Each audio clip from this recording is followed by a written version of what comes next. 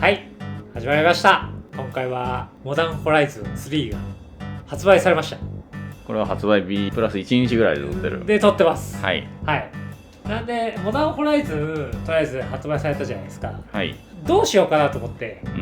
ホラー動画撮ろうか。モダンホライズンに収録されてるカードを、適当に話していく回みたいなのを、撮ろうかなと思ったんですけど、ちょっとちょっとだけですよ。思考を変えさせていただきまして、モダンホライズン3で気になった統率者適当に語ろうっていうまあ適当にのところは変わらない。そうですだからかなり適当なことを話していきますんで、また間違いありましたら指摘していただいて、はい、多分間違ってると思います多分間違ってると思います、はい、なんで何体か適当に話していきますんで、気になった統率者ですね。はい。まず1体目から早速行かせていただいてよろしいですか。はい。有力の H ナドゥ。まずこいつはとりあえずなんかいろいろ結構有名なんですよね。結構活躍されてるみたいで、海外の CGH でもかなり勝率も高くて、いろいろ情報も皆さんご存知だと思いますんで、それはうちのチャンネルでは、やらないで出さなくていいかなということで、はい、こいつは置いてきます。はいこいつすごいですよねっていうまあおそらくモダンホライズン3最強統率者でしょうというのはありますが、なので割愛させていただきます、そうです。だから今回はモダンホライズン3最強統率者っていうのはやりません、はい、こいつはおそらく最強です。はい。で、次に行きますと、まず1体目が帝国の相談役。広告ね。あ、広告っすか。真珠耳で合ってます。合ってますよ。すごい名前じゃないですか。真珠耳、なるほど。上川出身なんでしょうね、おそらく。バチクソの上川で広告だって書いてあるんだから。しかも狐ですよ。まず能力、単色からいくんですけど、はい、白3マナ、34反根。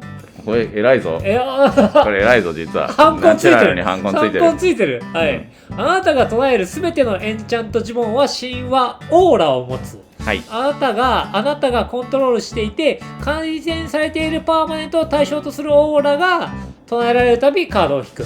はい。オーラデッキということで。ゴリゴリのオーラデッキということにはなります。想像するのはまずケーギャがすぐ浮かぶと思うんですけど、ケーギャのちょっといわゆる似たような感じってことですね。似たような感じにはなりますが、一応違いとしては、ケーギャは、もうどう考えてもケーギャ本人がぶん殴っていくデッキです。なるほど。はい。この真珠耳は、別に自分がぶん殴っていく必要はこれはないといえばないので、確かに別に横に広げても構わないということになるのと、なるほど。はい。神話オーラじゃないですか。でかいオーラがそうね、使えるってことですね。軽いオーラじゃなくてでかいオーラを混ぜれる、なるほどっていうところが違いにはなるでしょう。でかいオーラを要チェックするみたいな。そうね。で一応本人でカード1枚引けるのもまあ偉いから。なるほど、そうですよね。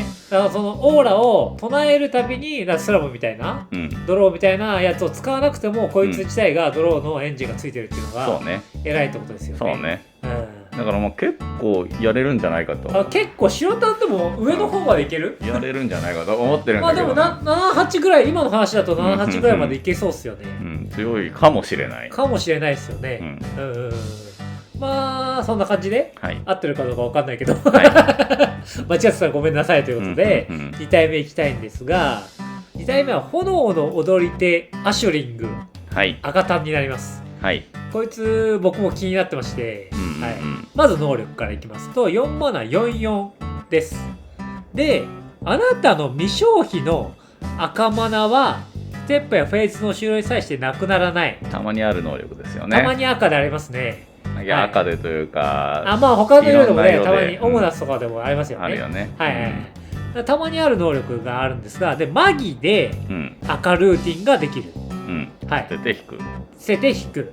でこの能力が解決されたのがターン中の2回目なら、各対戦相手とそれらのプレイヤーがコントロールしている各クリーチャーにそれぞれ2点のダメージ。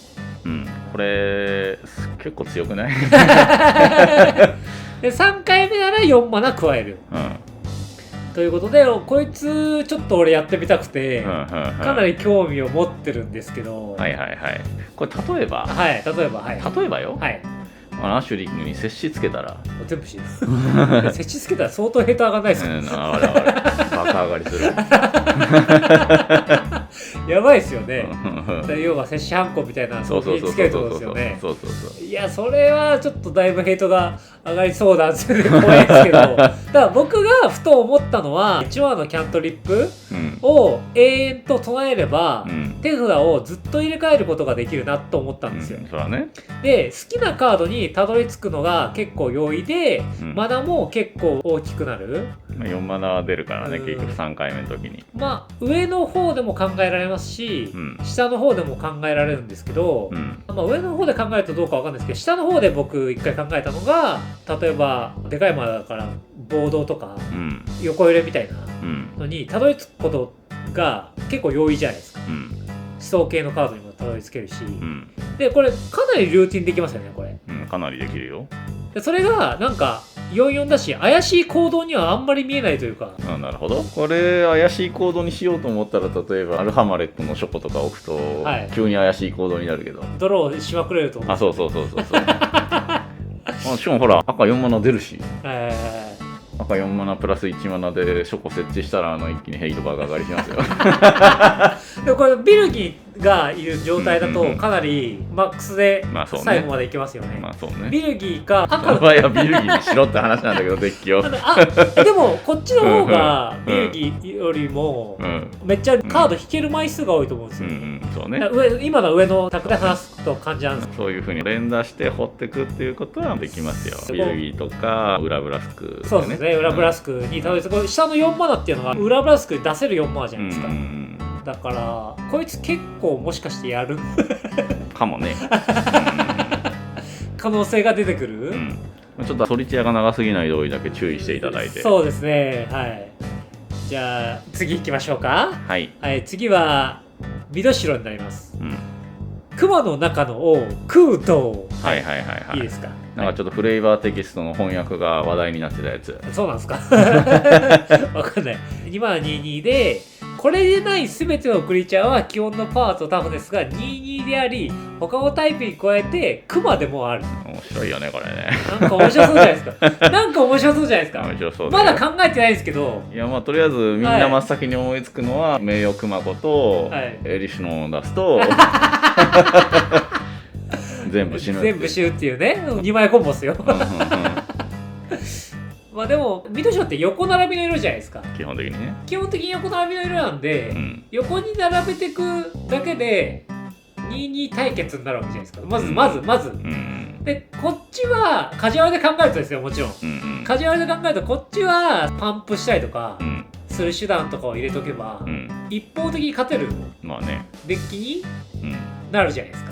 でこいつ処さえても、またすぐ出てきますよ2マナだからね。2マナなんで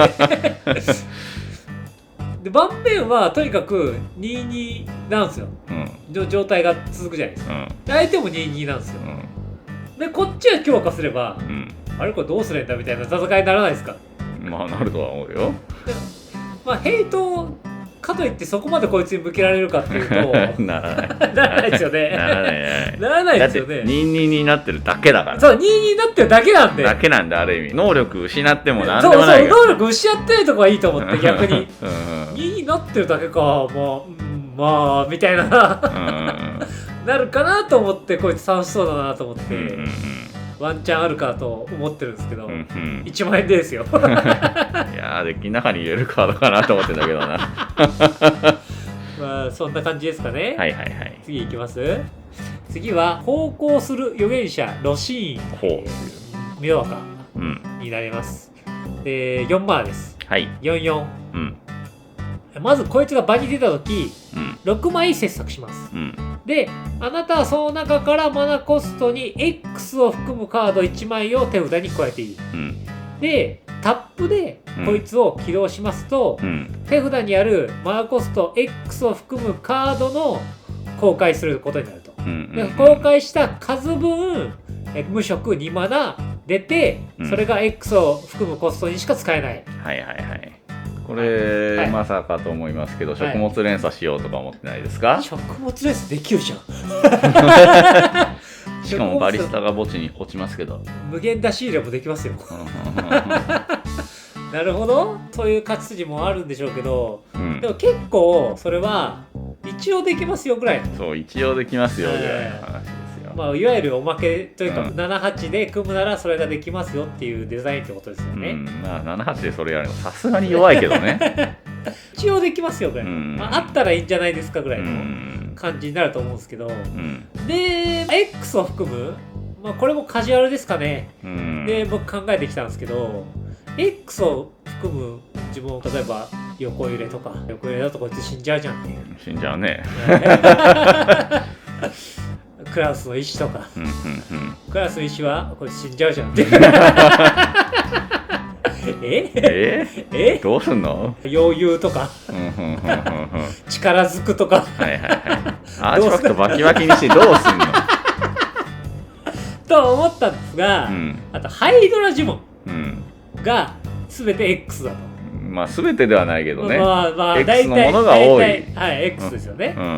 だからハイドラも X だから、例えば5枚ぐらい手札に X の呪文がそんなにありますかね。4枚ぐらい、そんなにありますかねだけどでも超えてるから、まあね、4枚ぐらい、大量に手札に要は来るようにしていたら4枚でタップすると、X が8軽減、8軽減じゃない、8マナ出る。8マナ出る。無色 8X 軽減された状態で打てると思うんですよね。まあみたいなもんみたいなもんですよね。はい、どうだろうっていう。ちょっとどうだろう。X8 のハイドラ2マナで唱えました。はい。強いか。あいつなんか支部の壊滅者でしたっけ？飛行のやつ。入るね。はい。あれ1万 X なんで、8で出てきたらどうですか？さすがにそれが初めの方の段だったら強いけど、言うてこいつも4マナなんでね。確かに。それなりに脅威にはなりますよ。なりますよね。ただなんか X の呪文、なんか検索するの楽しそうじゃないと思って楽しそうじゃないと思っただけですね。それはがちょっといいんじゃないかなっていうのが気になりましたね。じゃあ次いきますか。次は飢餓の祖シルゲンガーになります。黒5マナです。66です。でけ確かに5マナ66なのこいつ。飛行ですね。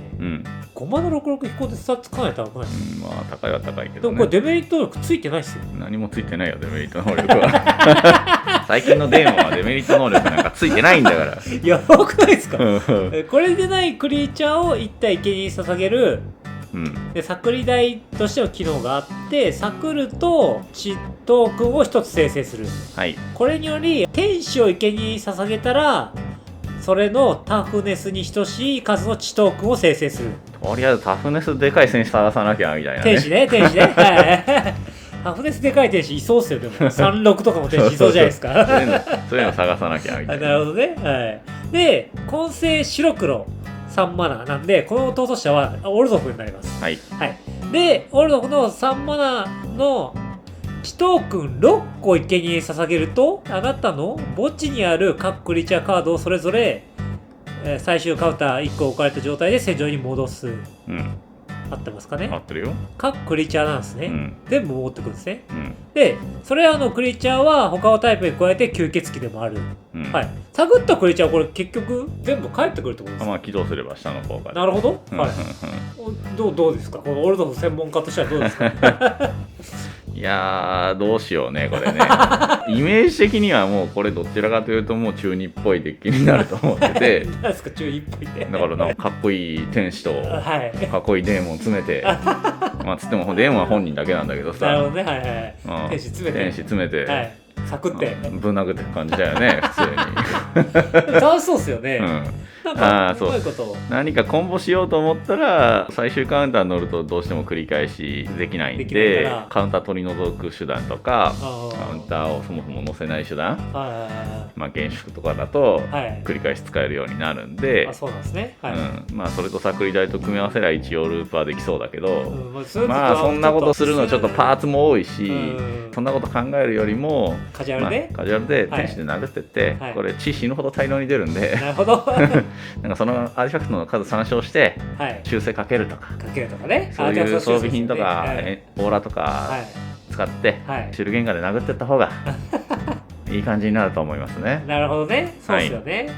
はい、で最終的には6個サクって墓地にあるクリーチャーを復活させてもいいと、ね、いうことになりますからね。下の効果はまあ基本おまけですよ。おまけですよね。まあ、フィニッシュ手段にはなりうるんで下の効果って。結構まあまあ楽しそうな感じの、デッキの中にクソ重くなりそうだけどね正直。まあ感じになりますかね。はい。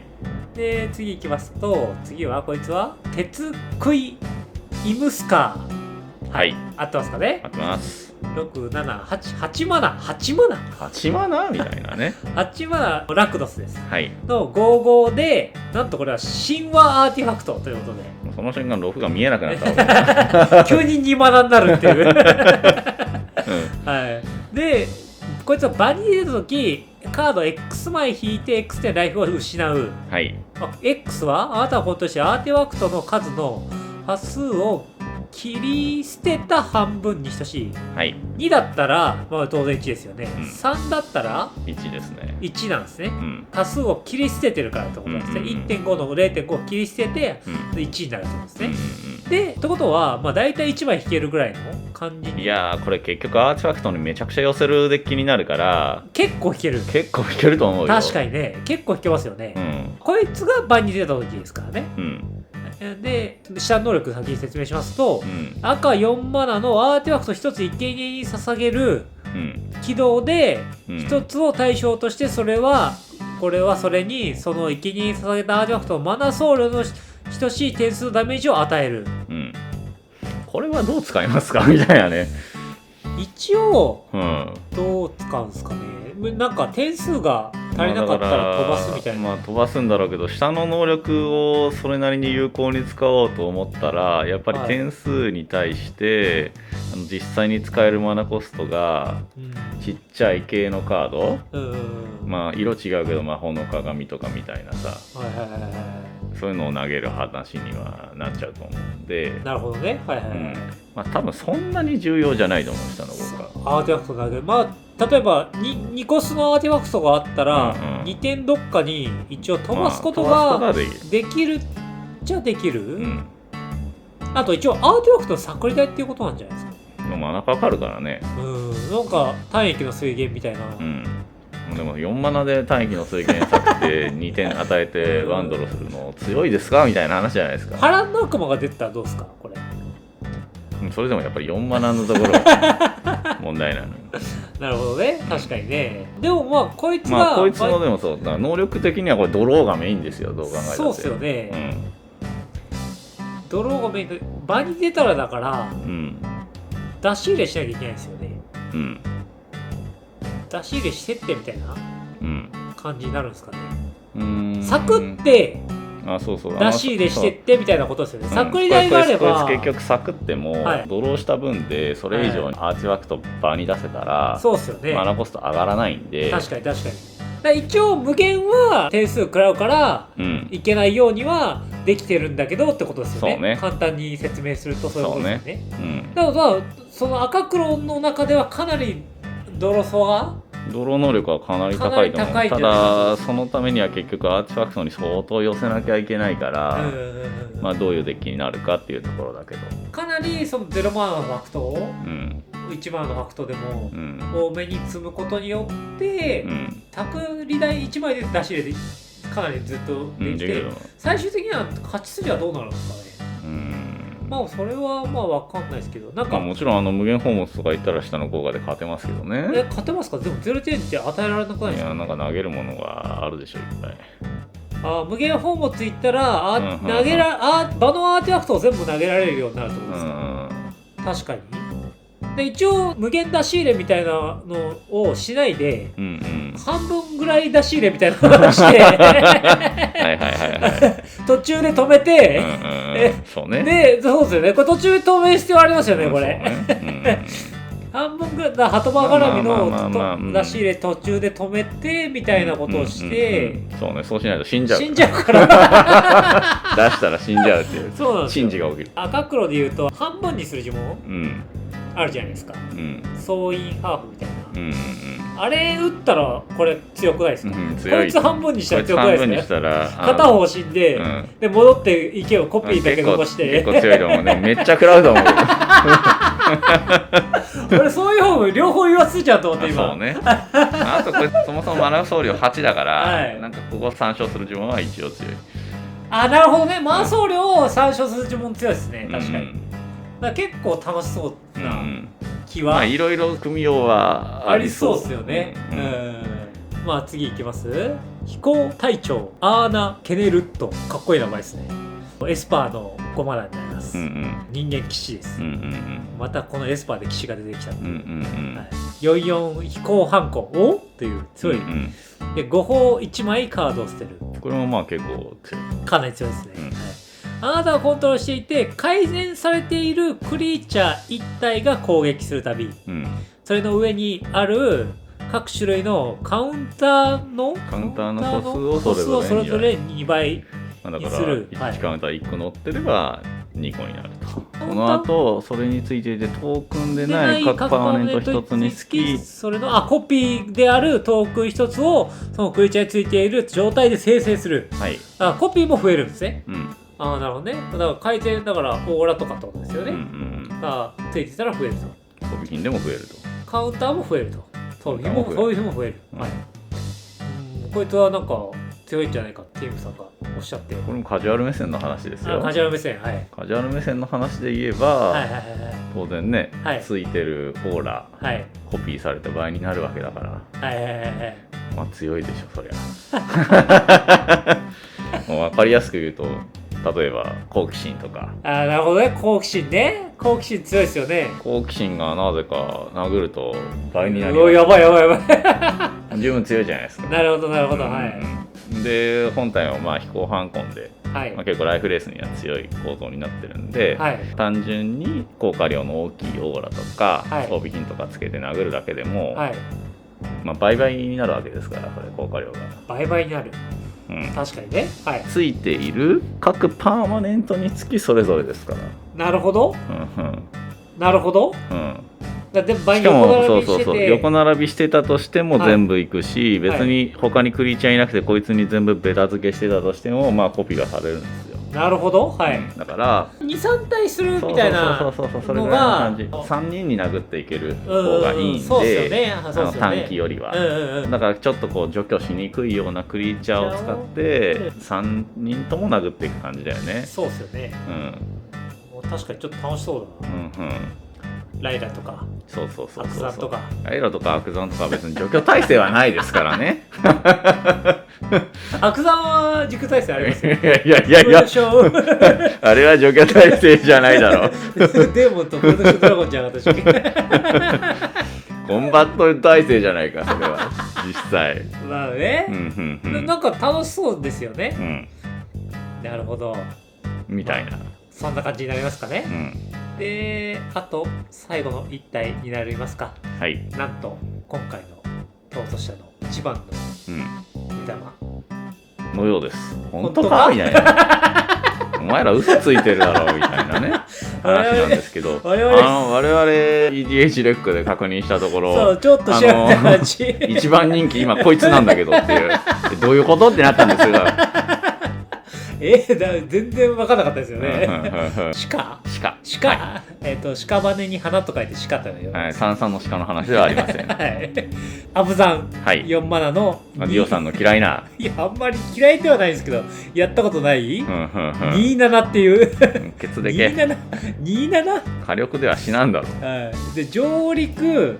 土地一つがあなたのコントロール下で戦場に出るたび01の植物出て、それが異なる名前の7つの土地だったら黒の22のゾンビが1体生成する、トークンがどんどん増えていくということで、であなたの墓地にある全ての土地カードは発掘2を持つ、ということで、おそらくですが調べた感じ、フェッチを切ると。エッジまず上陸しますと、で切りますと、で墓地にあるんでドレッジすると、ドレッジしたらフェッジは手札に戻ってきます、で墓地は超えますと、でフェッチ切りますと、みたいな動きが一応できるってことですよね。まあそうですね。でどうするんですかでどうするんですかって、まあ墓地溜まっていくじゃないですか。なるほどね。はい、墓地はね超えてきますよね。泥ができないですよ。墓地はもうだって肥やしてくれって色味だから。なるほどね。はい。ちょっと泥できてないねそのムーブだと。できてない。だから追加の泥手段とかはまあ考えてはほしいんだけど。上陸したら泥みたいなのありましたっけ？上陸したら泥はあるけど色味が違う。青緑になっちゃう。青緑ですよね。で越えていきますから、越えていってる間も一応植物なりゾンビなり出てきます。でまあいわゆる死者の原野内臓してるんで、これ確かに内容してましたね。まあまあ一応ゾンビで殴っていくことはまあそのうちはできるでしょう。なるほどね。それでもまあそこそこは強いかもしれないと。でもただ墓地越えてってるんで、まあ一応多分遠くで殴っていきつつ墓地肥やして、まあ最終的にその墓地をひっくり返して、大量リアニメイトして、まあ一緒にビヒモスとか出てきちゃったりして、殴って終わるんでしょうよそりゃ。まあそうですよね。まあ一応7、8ぐらいいきそうな。いけるかこれ。7だろう。7ぐらいですかね。7だろう多分。大体そうなんですよね。まあ56か7ぐらいかみたいな。結構多いですよね。いやそれは頑張って組めば一応7ぐらいにはなりますからね。なりますから。逃走者無視すりゃ別にもうちょっと上がるかもしれないけど。まあそうですよね。まあそんな感じになりますかね。はい。以上何体かご紹介させていただきましたけど大丈夫ですかこの回。すげえ適当だった。まあだいぶ今回も適当にトークしましたんで、ガンガンそれじゃないとかって言っていただいてもいいですし、もちろんね気になったね逃走者こいつ楽しそうなんですけどっていうのもあったら教えていただけると。言っていただけるともしかしたらディオさんがあれって気づいたらデッキとして仕上げて発表するかもしれない。急にそれいいじゃんってなるとやりだしたりするんで、本当に思ったらやります。でよかったらコメントください。であと高評価チャンネル登録もよろしくお願いしますということでお願いします。今回の動画は以上になります。おしまい。